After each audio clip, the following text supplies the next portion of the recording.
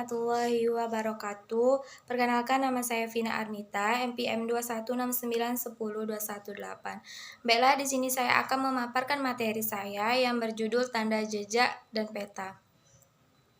Tanda-tanda jejak dalam pramuka. Tanda jejak digunakan sebagai salah satu materi dalam sebuah permainan besar atau word game. Word game adalah permainan penjelajahan di dalam alam terbuka dalam bentuk mencari jejak dengan menggunakan tanda-tanda jejak, membuat peta, mencatat berbagai situasi dan berbagi di dalam pos.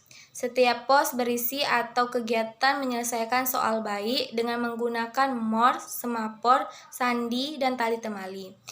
Tanda jejak juga dapat digunakan dalam sebuah kegiatan pengembaraan penjajahan, hiking, mendaki gunung, dan berbagai jenis kegiatan di alam bebas lainnya.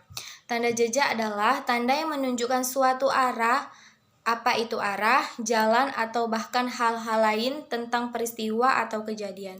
Dalam kepramukaan, tanda jejak selalu bersifat rahasia. Untuk membuat tanda jejak dapat dipakai batu, kayu ranting, goresan rumput, dan benda-benda lainnya yang dapat digunakan sebagai tanda jejak. Yang kedua yaitu peta. Peta terbagi menjadi 3, yaitu peta pita, peta lapangan, dan peta lokasi. Peta pita adalah gambaran keadaan daerah atau wilayah yang dilewati dalam suatu perjalanan penjelajahan yang digambarkan pada gulungan kertas berbentuk pita. Disebut peta pita karena kertas yang akan digambar digarap digulung seperti pita mesin tik.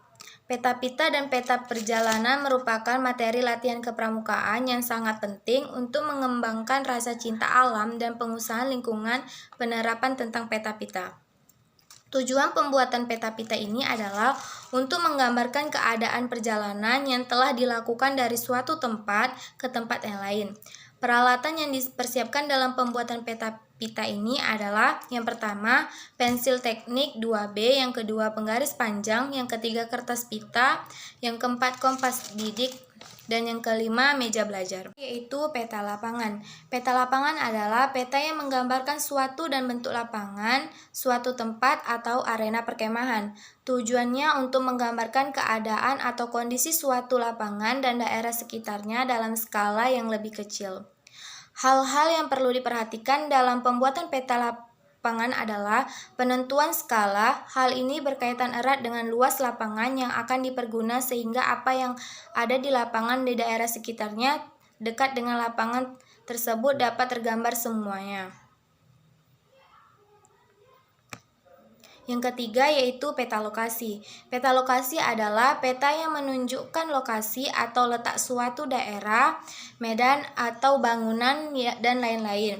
Peta tersebut harus dibuat sedemikian rupa sehingga yang terletak di atas adalah arah yang biasanya ditetapkan dengan tanda panah atau penunjukan arah utara. Tujuan dari pembuatan peta lokasi ini adalah untuk menggambarkan keadaan suatu daerah dengan rank atau suatu pandangan tertentu. Peralatan yang harus dipersiapkan dalam pembuatan peta lokasi ini adalah yang pertama pensil teknik 2B, yang kedua penggaris panjang, yang ketiga kertas double folio, yang keempat kompas bidik, yang kelima meja belajar. Arah pandang atau sudut pandang. Batas suatu pandang yang diberikan dalam pembuatan peta lokasi dapat berupa satu sudut atau dua sudut sebagai arah untuk penggambaran atau pemandangan. Untuk dua sudut pandang tidak akan menjadi masalah yang berarti karena kita tidak membidik sudut yang telah ditetapkan terbentuk untuk batas penggambaran.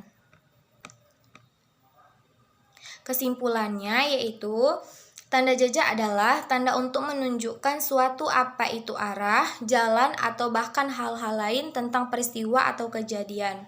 Dalam kepramukaan, tanda jejak selalu bersifat rahasia, sedangkan peta adalah gambar keadaan daerah atau wilayah yang dilewati dalam suatu perjalanan atau penjajahan yang digambarkan pada gulungan kertas berbentuk pita.